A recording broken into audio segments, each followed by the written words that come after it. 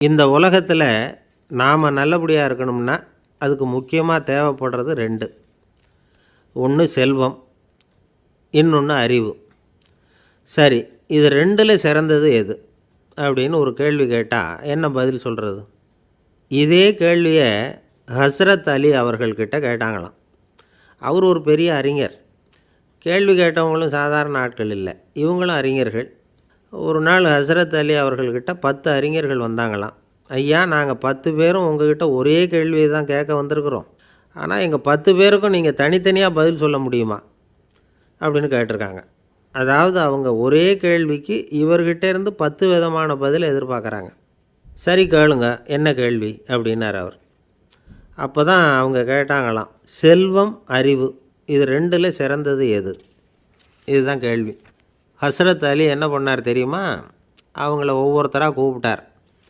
ஒவ்வொரு விதமான பதிலை சொல்லி அனுப்புனார். முதல்ல ஒருத்தரை கூப்பிட்டார், சொன்னார், அறிவுங்கிறது தீர்க்கதரிசிகள், ஞானிகள், மகான்கள் இவங்களோட பரம்பரை சொத்து. ஆனால் செல்வங்கிறது கொடுங்கோலரின் ஆயுதம். அதனால் அறிவு தான் சிறந்தது அப்படின்னார். 2வது ஆளை கூப்பிட்டார். உங்ககிட்ட செல்வம் இருந்தால் நீங்கள் தான் அதை காப்பாற்றணும். ஆனால் அறிவு உங்களை எப்பவும் காப்பாற்றும். ஆகவே அறிவு தான் சிறந்தது அப்படின்னார். 3வது ஆளை கூப்பிட்டார்.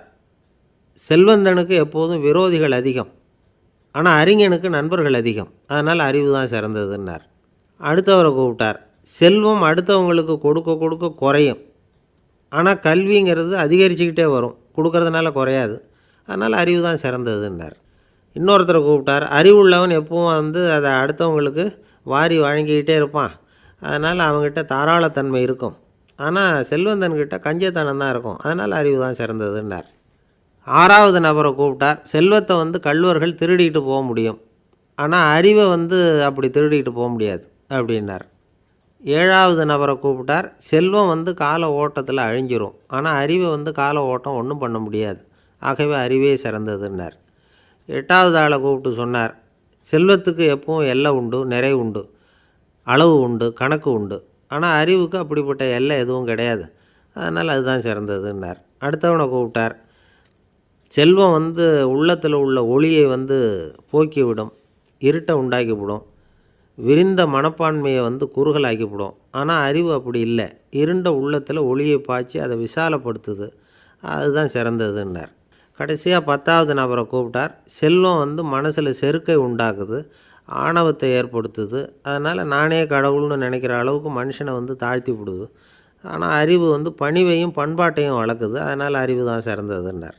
ஆக இப்படி 10 பேருக்கும் 10 விதமாக பதில் சொன்னது மூலமாக ஹஸ்ரத் அலி அவர்கள் அறிவு தான் செல்வத்தை விட சிறந்தது அப்படிங்கிறதுக்கு 10 காரணங்களை சுட்டி காட்டியிருக்கார்.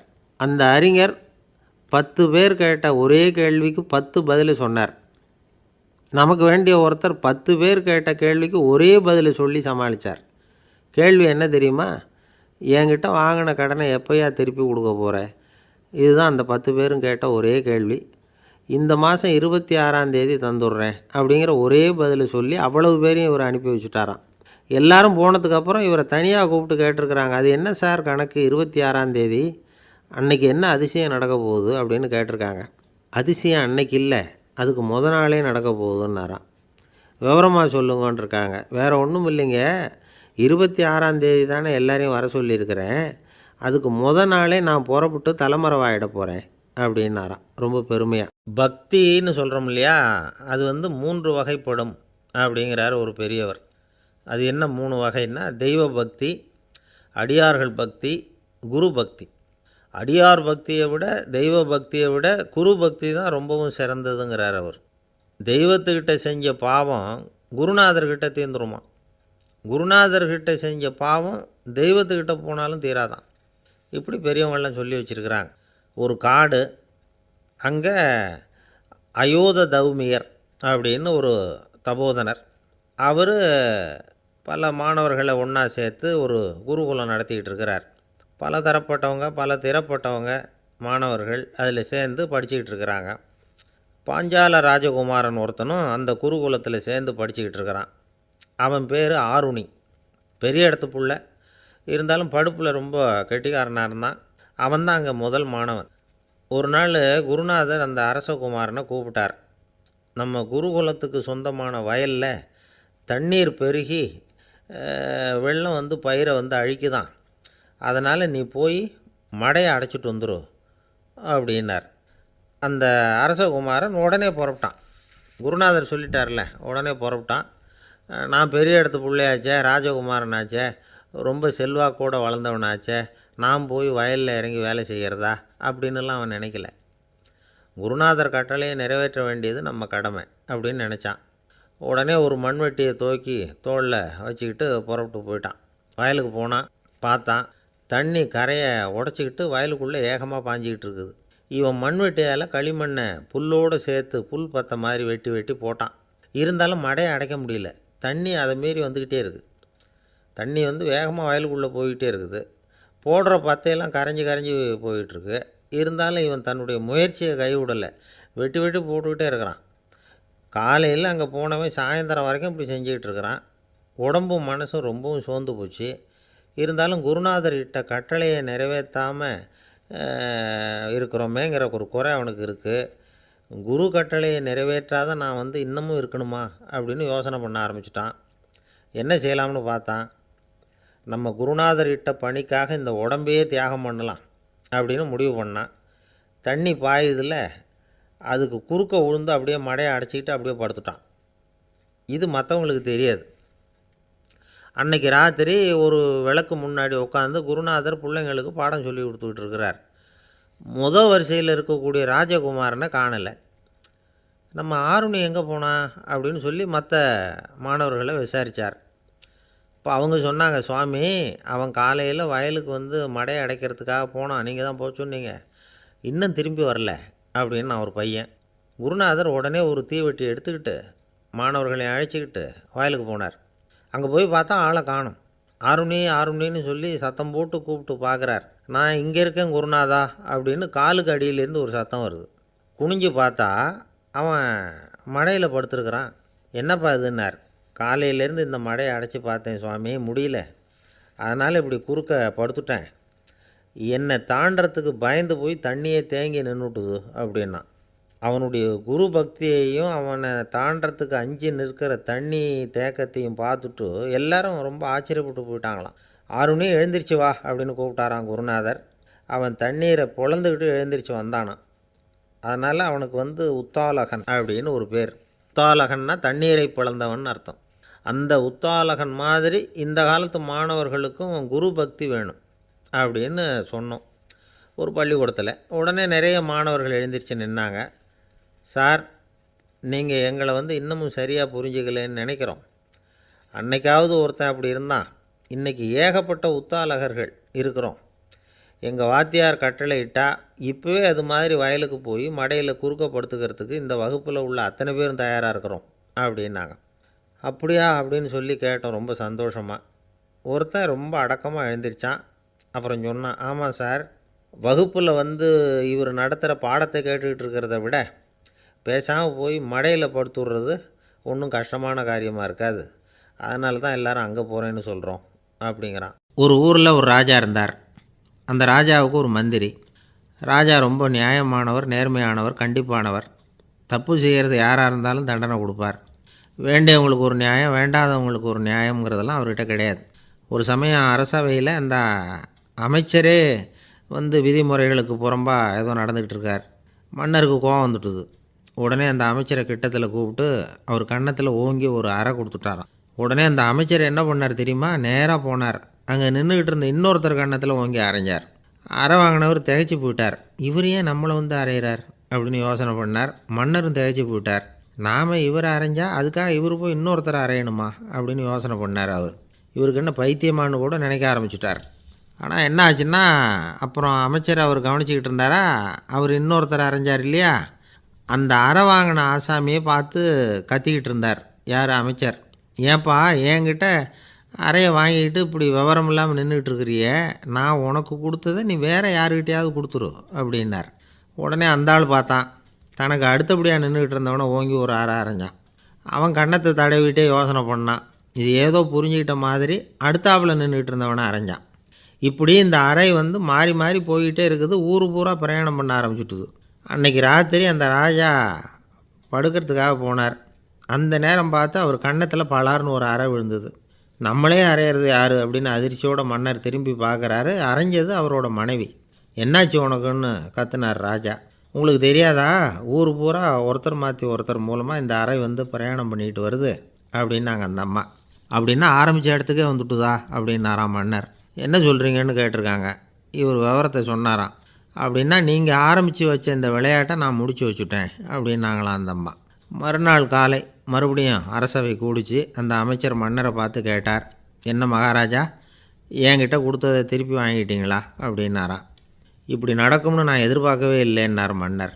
ஆனால் நான் எதிர்பார்த்தேன். அது எங்கே போயிட போகுது, ஊர் பூரா சுற்றி கடைசியில் உங்ககிட்ட தான் வந்து சேரும் அப்படிங்கிறது எனக்கு தெரியும் அப்படின்னார் அமைச்சர். இந்த கதை வந்து வேடிக்கையாக இருந்தால் கூட இதில் உள்ள கருத்து முக்கியமானது. இந்த உலகத்தில் பல கருத்துக்கள் இப்படி தான் மாறி மாறி சுற்றி வந்துக்கிட்டே இருக்குது. நம்மால் ஒருத்தன் தன்னுடைய நண்பன் ஒருத்தனை கடத்தெருவில் பார்த்தான்.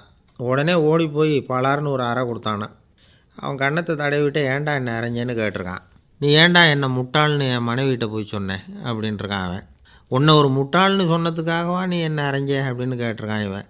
டேய், நான் அதுக்காக அறையலப்பா, அது ஒரு பெரிய ரகசியம். நான் முட்டாளுங்கிறது அந்த ரகசியத்தை நீ வந்து ஏன் எங்கள் வீட்டில் போய் சொன்னேன், அதுக்காக தான் அரைஞ்சேன் அப்படின்னு நானும் அவன். துருக்மேனியாவில் அஷ்காபாத் அப்படின்னு ஒரு நகரத்தில் ஒரு புவியியல் விஞ்ஞானி இருந்தார்.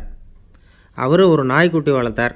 ஒரு நாள் முன்னிரவு நேரம் ஒரு மேஜைக்கு முன்னாடி உட்காந்து அந்த விஞ்ஞானி ஏதோ கணக்கு போட்டுக்கிட்டு இருக்கிறார். அவருக்கு ஒரு சின்ன பெண் குழந்தை, அது தொட்டிலில் தூங்கிட்டு இருக்குது. அந்த நாய்க்குட்டியும் ஒரு மூலையில் படுத்து அது பாட்டுக்கு தூங்கிட்டு இருந்தது. ஒரே அமைதி. அந்த நேரத்தில் திடீர்னு அந்த நாய்க்குட்டி துள்ளி எழுந்திரிச்சிது. நேராக குழந்தைகிட்ட ஓடிச்சு. அந்த குழந்தைய அது போட்டிருந்த ட்ரெஸ்ஸோடு சேர்த்து கவ்வி தூக்குச்சு. தூக்கிக்கிட்டு வாசல் பக்கம் ஓடிச்சு. நாய்க்குட்டி குழந்தைய கவ்வி தூக்க முடியுமாங்கிற சந்தேகம் உங்களுக்கு இல்லையா? நீங்கள் வந்து நம்மூர் நாய்க்குட்டியவே பார்த்து பழக்கப்பட்டிருக்கீங்க, அதனால் நம்புறதுக்கு சிரமமாக இருக்கும். அந்த ஊர்லெலாம் அது வந்து ரொம்ப ஸ்ட்ராங்காக இருக்கும், ஒரு ஏதோ கண்ணுக்குட்டி மாதிரி இருக்கும். விஞ்ஞானி அதை பார்த்துட்டார். உடனே அந்த நாய்க்கு வந்து வெறி பிடிச்சிட்டுதுன்னு முடிவு பண்ணிவிட்டு தன்னோட கை துப்பாக்கி எடுத்துக்கிட்டு ஓடி வந்தார். அவர் வெளியில் வந்து நாய்க்குட்டி எங்கே அப்படின்னு பார்த்து தேடுறார். அந்த நேரத்தில் அந்த வீடு வந்து இடிஞ்சு விழுது. காரணம் பூமி அதிர்ச்சி. இப்படி பூமி அதிர்ச்சி உண்டாக போகுதுங்கிறது அந்த நாய்க்குட்டிக்கு முன்னாடியே தெரிஞ்சு போச்சு. அதுதான் குழந்தைய தூக்கிட்டு வெளியில் வந்திருக்குது. அது மூலமாக அந்த குடும்பத்தையே காப்பாற்றிருக்குது அந்த நாய்க்குட்டி. இந்த சம்பவம் நடக்கிறதுக்கு 3 நாளைக்கு முன்னாடியே சில பிராணிகளுக்கு இப்படி நடக்க போகுதுங்கிறது தெரிஞ்சிருக்குதான். ஆமாம், அந்த நகரத்தில் 3 நாளைக்கு முன்னாடியே பாம்பு, பல்லி இதெல்லாம் அது தங்கியிருந்த வலையை விட்டு வெளியில் ஓடி வந்துட்டுது. அதே மாதிரி அங்கே இருந்த புறாவெல்லாம் பறந்து போயிடுச்சான். இதே மாதிரி யுகோஸ்லோவியாவில் கூட ஒரு நகரம், அங்கே ஒரு நாள் ராத்திரி ஒரு மிருக காட்சி சாலையில் திடீர்னு ஒரு பெரிய கலவரம், கூச்சல், குழப்பம். அங்கே இருந்த கழுதை, புலி, யானை, பறவை எல்லாம் கண்ணாபின்னான்னு கத்த ஆரம்பிச்சுட்டுது. நேர் யானை அதுக்குன்னு போட்டிருந்த தடுப்பையே தாண்டி குதித்து வெளியில் வந்துட்டு தான். மறுநாள் தான் எல்லாருக்கும் விஷயம் புரிஞ்சுது. அடுத்த நாள் காலையில் அங்கே பூமி அதிர்ச்சி உண்டாயிட்டுது. இப்போ பாருங்கள், அதாவது மனுஷனை போய் தீர்க்கதரிசி அது இதுன்னு சொல்லிகிட்டு இருக்கிறோம். இவனை விட அது பரவாயில்லைன்னு தோணுது. அதாவது மிருகங்கள் ஒன்று நடக்க போகுதுங்கிறத முன்னாடியே புரிஞ்சுக்குதே.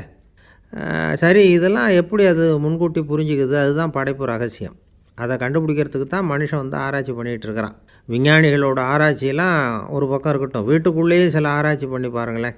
இப்போ சில யோசனை சொல்லி அதை சோதனை பண்ணி பாருங்க அப்படின்னு ஒருத்தர் சொன்னாராம். அதாவது இப்போ மழை வருமா வராதா அப்படின்னு தெரிஞ்சுக்கணுமா, உடனே ஒரு பூனைக்குட்டி பின்னாடியே மெதுவாக போய் அது என்ன செய்யுதுன்னு கவனித்து பார்க்கணும். பூனைக்குட்டி தன்னோட பாதத்தினால சுகத்தில் வந்து அப்படி கீறிக்கிட்டு இருக்கும். அப்படி கீறினா கண்டிப்பாக மழை வரும். சில சமயம் பூனைக்குட்டி அப்படியே மல்லாந்து படுத்துக்கிட்டு பாதத்தை உயர தூக்கும், அப்படியும் இப்படியும் புரளும். இப்படி செஞ்சதுன்னா அன்னைக்கும் மழை இருக்காது. அதனால் முன்னாடி இருந்தது மழை வர்றதுக்கு அறிகுறி, இது மழை இல்லைங்கிறதுக்கு அறிகுறி. பறவைகள், பிராணிகள் இதுகளோட நடவடிக்கைகளை பார்த்துட்டு அதையெல்லாம் அடிப்படையாக வச்சு தான் காலநிலையை கண்டுபிடிக்கிற கருவிகளை கண்டுபிடிச்சிருக்கிறாங்க. வாத்து இருக்குல்ல, சில சமயம் தன்னோட அழகை தன்னோட இறகுகளில் அப்படியே புதைச்சிக்கும். அப்படி செஞ்சால் குளிர்காலம் வரப்போகுதுன்னு அர்த்தம். பருவநிலை குளிராக மாறப்போகுதுங்கிறதுக்கு இதுதான் அறிகுறி. சிட்டுக்குருவி இருக்குதுல்ல, அதெல்லாம் புழுதியில் விழுந்து புரளும், சிறகுகளை வந்து படபடன்னு அடிச்சுக்கும். அப்படி செஞ்சால் மழை வரப்போகுதுன்னு அர்த்தம். ஒன்று மட்டும் நாம் நல்லா தெரிஞ்சுக்கணும், இயற்கையின் சீற்றம்னு சொல்கிறோம் இல்லையா, இயற்கை ஏன் நம்ம மேலே கோவப்படுது? இயற்கையை நாம் அனுசரித்து போகிறதில்ல, அதனால் கோவப்படுது. காடுகளை அழிக்கக்கூடாது, விலங்குகளை கொல்லக்கூடாது, இயற்கை ஏற்படுத்தி வச்சுருக்கிற சமநிலையை கெடுக்கக்கூடாது. அதை புரிஞ்சுக்கிட்டு வாழ்ந்தோம்னா பூமியும் நடுங்காது, நாமளும் நடுங்க வேண்டிய அவசியம் இருக்காது. ஒருத்தர் இருந்தார், சாராய கடைக்கு போனாராம், நிறைய சாப்பிட்டார். அப்புறம் சொன்னார், இது ரொம்ப அற்புதமான சரக்கு போல் இருக்குது, உள்ளே போன உடனே இந்த பூமியே நடுங்கிறது மாதிரி இருக்குது எனக்கு அப்படின்னாராம். இதுக்கு கடைக்காரர் சொல்லியிருக்கார், நீங்கள் சாப்பிட்டது வெறும் பச்சை தண்ணி தாங்க, இப்போ ஏற்பட்டிருக்கிறது நிஜம் பூமி அதிர்ச்சி அப்படின்னாராம். ஒரு இலக்கிய கூட்டம் ஏற்பாடு பண்ணியிருக்கிறோம், நீங்கள் அவசியம் வந்து அதில் பேசணும் அப்படின்னு கேட்டுக்கிட்டார் ஒருத்தர். வேணாங்க, 4 பேருக்கு முன்னாடி வந்து நிற்கிறதுனா எனக்கு ரொம்ப கூச்சமாக இருக்கும் அப்படின்னாரு இவர். ஏன் சார் இன்னமும் குழந்த மாதிரி கூச்சப்படுறீங்களே அப்படின்னார் அவர். அவரை ஒரு மாதிரியாக சமாளித்து அனுப்பி வச்சுட்டு அதுக்கப்புறம் அதை பற்றி இவர் யோசித்து பார்த்துருக்கார். சில நிபுணர்கள் எழுதியிருக்கிறத படித்தும் பார்த்துருக்கிறார். மனோதத்துவ நிபுணர்கள் என்ன சொல்கிறாங்க தெரியுமா? 10லேருந்து 20% குழந்தைகள் பிறக்கிறப்பவே கூச்ச சுபாவம் கொண்டதாக தான் இருக்குதான். ஒரு தாத்தா தன்னோட பேர பிள்ளைய ஆசையாக கூப்பிடுறார் விளையாட்டு காட்ட, அதை அழுதுகிட்டு ஓடி போகுது. ஒரு அம்மா தன்னோட பிள்ளைய பள்ளிக்கூடத்தில் சேர்க்கறதுக்காக கூப்பிட்டுக்கிட்டு போகிறாங்க. அந்த புள்ள அம்மாவோட முந்தானையில் ஒளிஞ்சிக்கிட்டு வெளில வரமாட்டேங்குது.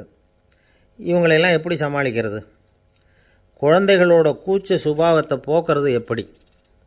இதுக்கு நிபுணர்கள் சில யோசனைகளை சொல்லியிருக்கிறாங்க. மற்றவங்களுக்கு முன்னாடி என் பையனுக்கு கூச்சம் ரொம்ப அதிகம் சார், மற்றவங்க பார்த்தா ரொம்ப வெக்கப்படுறான், இப்படி சொல்கிற அப்பாக்கள் உண்டு. என் பையன் புது மனுஷாலை பார்த்தா அட்டையாக ஒட்டிக்குவான் சார் அப்படின்னு சொல்கிற அப்பாக்களும் உண்டு. இப்படிலாம் குழந்தைகளுக்கு வந்து முத்திரை குத்துறது ரொம்ப தப்பான். புதுசாக யாராவது வீட்டுக்கு வந்தால் குழந்தை தானாக தன்னோட கூச்சத்தையும் பயத்தையும் போக்கிக்கிட்டு சகஜமாக மாறி வர்றதுக்கு வாய்ப்பு கொடுக்கணுமா. ஒரு கூட்டத்துக்கோ அல்லது சொந்தக்காரங்க கல்யாணத்துக்கோ குழந்தைய அழைச்சிட்டு போகிறீங்க, அங்கே போய் கட்டாயப்படுத்தி குழந்தைய மற்றவங்க கிட்ட பேச சொல்லக்கூடாது. சில சமயம் குழந்தை தானாக தன்னுடைய கூச்ச சுபாவத்தை விட்டு பேசுகிறதுக்கு முன் வந்தால் அதை பாராட்டணும். குழந்தை கலகலப்பு இல்லாமல் மௌனமாக இருந்ததுன்னா அதையும் கண்டுக்கக்கூடாது. குழந்தை பேச ஆரம்பித்தா அதை ஆர்வத்தோடு கவனிக்க தெரியணும். கலந்து உரையாடுற பழக்கத்தை வீட்லேயே ஆரம்பிக்கலாம்.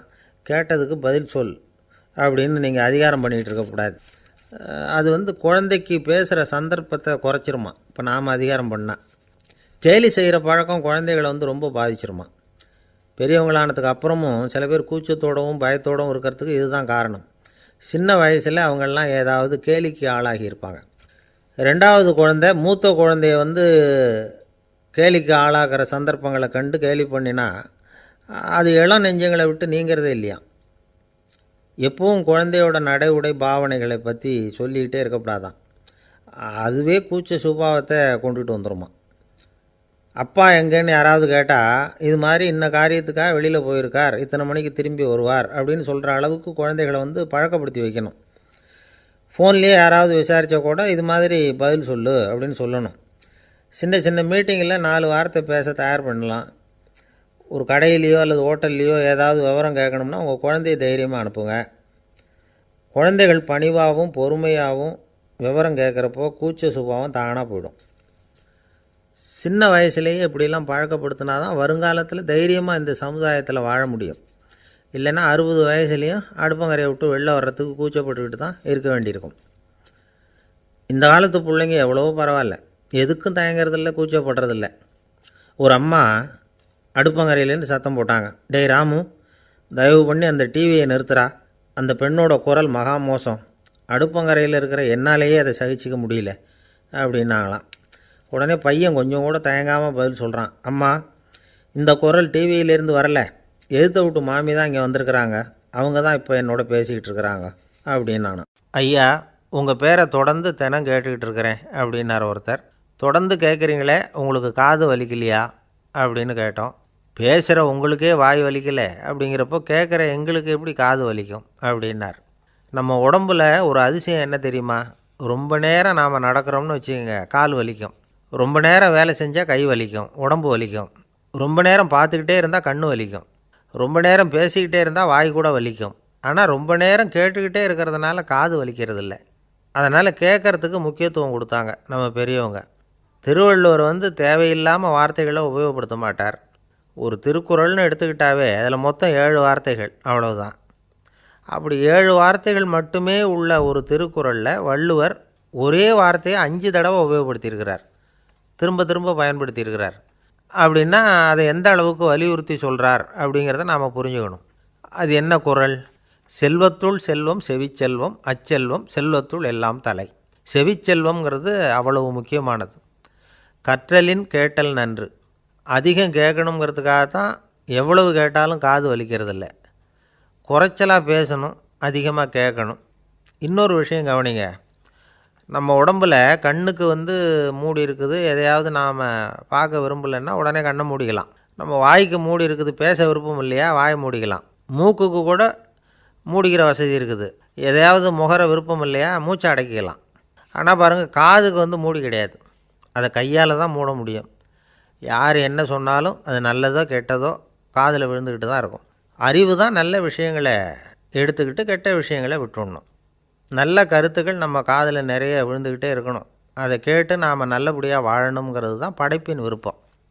ஆன்மீகவாதிகள் கூட ஒன்று சொல்லுவாங்க, அதாவது ஆன்மீக பாதையில் நீங்கள் முன்னேறணும்னா முதல்ல சிரவணம் செய்யணும்பாங்க. அதாவது பெரியவங்க சொல்கிற நல்ல கருத்துக்களை கேட்கணும் அப்படின்னு அதுக்கு அர்த்தம். அதனால் யார் நல்ல கருத்துக்களை சொன்னாலும் அதை காது கொடுத்து கேளுங்க. இவ்வளவு கருத்துக்களையும் நம்ம நேயர் ஒருத்தர்கிட்ட சொல்லிகிட்டு இருந்தோம். அவரும் சரி சரின்னு தலையாடிக்கிட்டே இருந்தார்.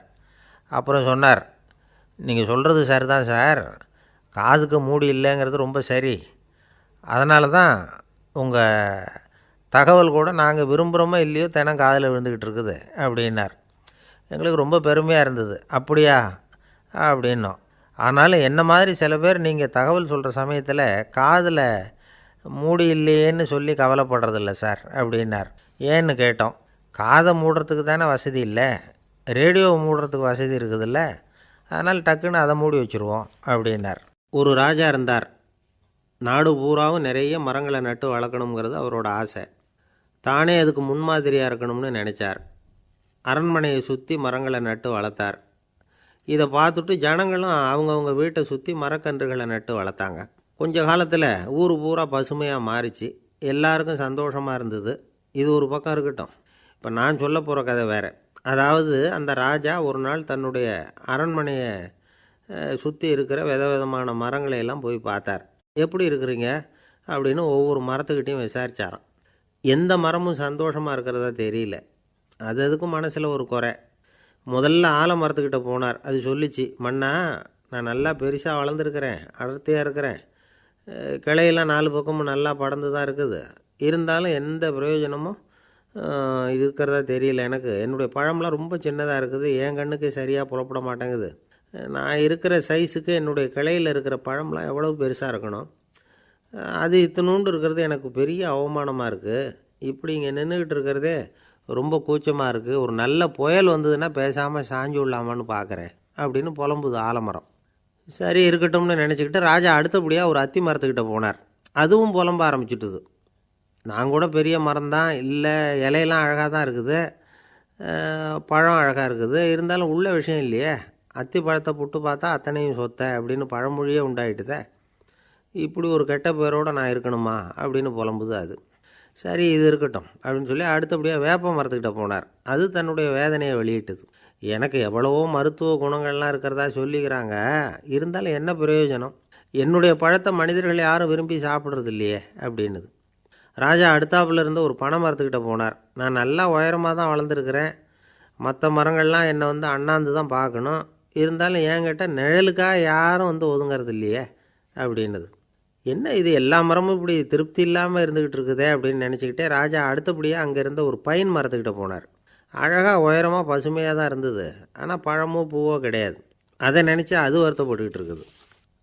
ஓக் மரம் அது ஒன்று நின்றுட்டு இருந்தது. அது என்ன சொல்லிச்சுன்னா, இலையுதிர் காலத்தில் என் மேலே இருக்கிற எல்லா இலைகளும் உதிர்ந்து போடுது, முடி கொட்டின மனிதர்கள் மாதிரி மொட்டையாக நான் நிற்க வேண்டியிருக்குது, என்ன வாழ்க்கை இது அப்படின்னு சொல்லி அழுத்துக்கிட்டது. சரி புளிய மரம் என்ன சொல்லுது பார்ப்போம்னு அதுக்கிட்ட போனால், என்னுடைய நிழலில் யாருமே தங்க மாட்டாங்க, உடம்புக்கு சூடுன்னு ஒதுங்கி போயிடுவாங்க, அடிமரத்தை பார்த்திங்கன்னா பட்டையெல்லாம் உறிஞ்சி பார்க்குறதுக்கே கேவலமாக இருப்பேன் அப்படின்னுது அது. முருங்கை மரம் என்ன சொல்லிச்சு தெரியுமா, என்னுடைய இலை காயெல்லாம் சாப்பிட்றவங்களுக்கு சத்து கொடுக்கறது வாசம்தான், ஆனால் என் உடம்புல சத்தே கிடையாது, கொஞ்சம் வேகமாக காற்று அடிச்சதுன்னா முறிஞ்சு விழுந்துடுறேன், என்ன வாழ்க்கை இது அப்படின்னு சொல்லி அது வருத்தப்பட்டது. ராஜா யோசனை பண்ணார், என்ன இது மரங்கள் பூமியின் வரங்கள்னு சொல்கிறோம், மழை பெய்யறதுக்கு அதுதான் காரணம், பூமி செழிப்பாக இருக்கிறதுக்கும் அதுதான் காரணம், வீடு கட்டுறதுக்கு மரம், நாற்காலி செய்ய உபயோகப்படுத்துறதுக்கும் அதுதான் உபயோகப்படுது, மனுஷனுக்கு வேண்டிய ஆகாரங்களையும் கொடுக்குது, இப்படிலாம் இருந்தும் எல்லா மரமும் நிம்மதி இல்லாமல் இருந்துக்கிட்டு இருக்குதே அப்படின்னு நினச்சார். அப்போது அங்கே இருந்த ஒரு மகிழ மரம் அவர் கண்ணில் பட்டுது. அந்த மரம் மட்டும் கொஞ்சம் நிம்மதியாக மகிழ்ச்சியாக இருக்கிறது மாதிரி தெரிஞ்சுது. உடனே ராஜா அதுக்கிட்ட போனார். உனக்கு மனசில் எதுவும் குறை இல்லையான்னு கேட்டார். இல்லை, நான் சந்தோஷமாக தான் இருக்கேன்னு அந்த மகிழ மரம். அப்படியான்னு ஆச்சரியமாக கேட்டார் ராஜா. ஆமாம் மன்னா, இந்த இடத்துல நீங்கள் ஒரு முருங்கை மரத்தையோ வேப்ப மரத்தையோ கூட நட்டிருக்கலாம், ஆனால் இந்த இடத்துல நடுறதுக்கு என்ன தேர்ந்தெடுத்துருக்குறீங்க, அதுவே எனக்கு பெருமை, அதுவே எனக்கு திருப்தி அப்படின்னு தான் மகிழ மரம். மகிழ மரம் சாதாரணமாக தான் இருக்கும், இளம் மஞ்சள் நிறத்தில் பூக்கள், அது காய்ந்தும் மனம் வீசும். மகிழ மரம் மாதிரி மன திருப்தியோடு வாழறதுக்கு நாம் கற்றுக்கணுமா. நாம் இந்த உலகத்தில் ஒரு நாயாவோ நரியாவோ கூட பிறந்திருக்கலாம், மனுஷனாக பிறந்திருக்கிறோம், அதுவே பெருமை தானே. இந்த நிறைவு தான் மகிழ்ச்சியின் ரகசியம். ஒரு பையன் அப்பா கிட்ட போய், அப்பா நீங்கள் இந்த உலகத்தில் ஒரு மனுஷனாக பிறந்தது என்னோட அதிர்ஷ்டம் நானா. ஏண்டா அப்படி சொல்கிறேன்னு இருக்கார் அப்பா. நீங்கள் ஒரு கரடியாக பிறந்திருந்தா இந்நேரம் நானும் ஒரு கரடி குட்டியாக தானே இருந்திருப்பேன் அப்படின்னு நானா பையன். ஒரு ஊரில் ஒரு ராஜா இருந்தார். அவர் ஒரு பூனை வளர்த்தார். ரொம்ப செல்லமாக அவர் அந்த பூனையை வளர்த்தார். அவர் என்ன பண்ணுவார் தெரியுமா, இரவு நேரத்தில் அந்த பூனையோட தலையில் ஒரு விளக்கை வச்சுருவார்.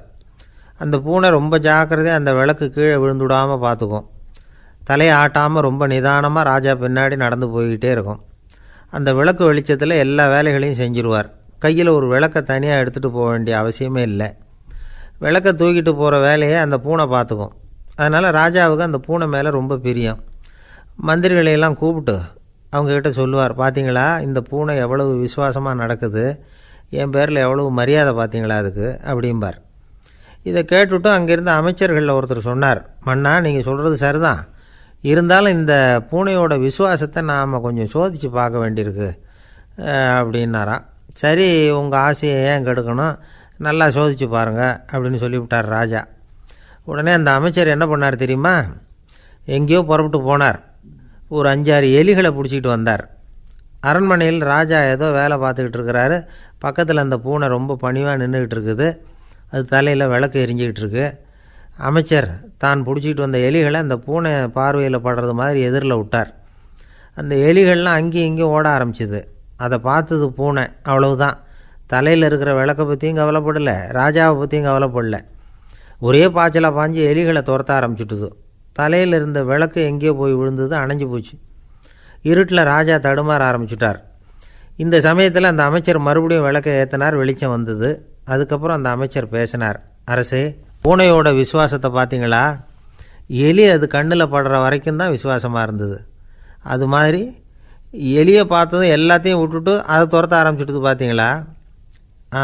தான் அந்த பூனையை பற்றி நினச்சது தப்புங்கிறது அதுக்கப்புறம் தான் அந்த ராஜாவுக்கு புரிஞ்சுதான்.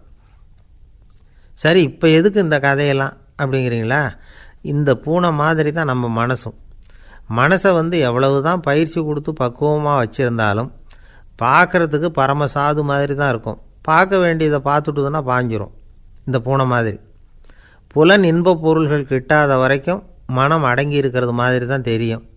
கொஞ்சம் வாய்ப்பு கிடைச்சாலும் அது குதிக்க ஆரம்பிச்சிடும், தப்பு பண்ண ஆரம்பிச்சிடும். பெரிய பெரிய முனிவர்கள் வாழ்க்கையில் நடந்த வீழ்ச்சி இதை தான் நிரூபிக்குது. புலன்களின் ஆற்றல் அதிகம், அதனால் மனக்கட்டுப்பாடு பயிற்சிகளில் ரொம்ப எச்சரிக்கையாக இருக்கணுங்கிறார் சுவாமி சிவானந்தர். மது பழக்கத்தையே விட்டுவிட்டேன்னு உறுதியாக இருப்பான். கடை கண்ணில் பட்டுவிட்டதுன்னா கால் அவனை கேட்காமலே இழுத்துக்கிட்டு உள்ளே போயிடும். இதுதான் மனசுங்கிறது. அதுதான் அந்த ராஜா வளர்த்த பூனை. நம்மால் ஒருத்தன் அந்த ராஜா பூனை தலையில் விளக்க வச்சது மாதிரி இவன் தன்னுடைய தலையிலேயே ஒரு விளக்கை ஏற்றி வச்சுக்கிட்டு என்னத்தையோ தேட ஆரம்பித்தான். தேடிக்கிட்டு இருக்கிறான். தலையை ஆட்டாமல் நிதானமாக நடந்து ரொம்ப நேரமாக தேடிகிட்டு இருக்கிறான். அந்த சமயம் அங்கே வந்த ஒருத்தர், என்னத்தை தேடுறீங்கன்னு கேட்டார். அதுதான் மறந்து போச்சு அப்படின்னு இழுத்தான். சரி, கொஞ்சம் இப்படி உட்காருங்க, ஞாபகம் வந்ததும் தேட ஆரம்பிக்கலாம் அப்படின்னார் அவர். இவன் கொஞ்ச நேரம் உட்காந்து யோசித்தான். அப்புறம் திடீர்னு எழுந்திரிச்சான். ஞாபகம் வந்துட்டுதுன்னா. என்னன்னு கேட்டார்.